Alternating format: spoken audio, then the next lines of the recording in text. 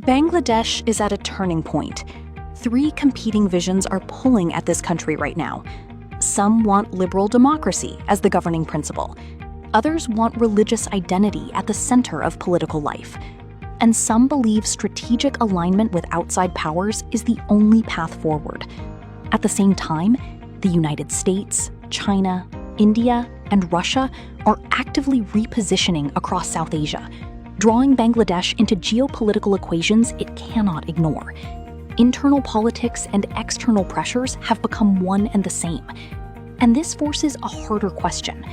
Can economic growth, military strength, or diplomatic success actually last without a coherent national philosophy holding everything together?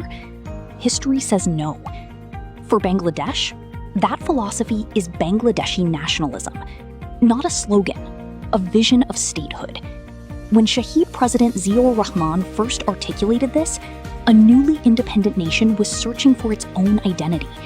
His answer was to pull everything together: language, culture, history, faith, geography, sovereign interest into one unified framework, capable of connecting Bangladesh's diverse population under a single civic consciousness. That vision grew into a governing doctrine, the ideological soul of the BNP. Begum Khalida Zia then faced the harder task, turning that doctrine into real governance. Her administrations, after 1991 and from 2001 to 2006, embedded these principles into actual policy: sovereignty, multi-party democracy, economic liberalization, rural infrastructure, education, agricultural productivity, technology sector growth. The diaspora brought in as genuine development partners, not merely a remittance source, and the nation's religious and cultural identity treated not as a political weapon, but as a natural part of who we are. Philosophy became institution. Tariq Rahman now carries that thread into a world his parents never faced: artificial intelligence, information warfare, cybersecurity, global economic interdependence, sharpening regional rivalries. The core must hold, but it must also speak to this moment.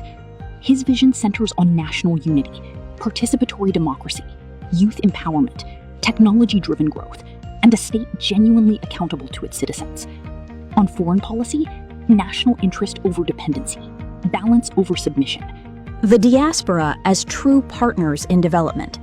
And progress must reach people directly through empowered local governance, not disappear inside central bureaucracies. Why does all this matter right now? Because nationalism is a live question across the entire world. Power is shifting, cultures are clashing, information is being weaponized, economic dependencies are being exploited, societies are polarizing. Bangladesh is not exempt. Political fragmentation, ideological conflict, and foreign interference are testing national solidarity in real time. Bangladeshi nationalism was built to answer exactly this kind of pressure. It brings together language, culture, history, faith, the memory of the Liberation War, the land, from our plains to our hill tracts, into one living, evolving framework of identity. Not a relic to be preserved, a living idea that must keep pace with each new era.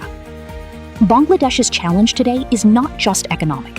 It is about remaining coherent as a nation, building unity, solidarity, and shared purpose.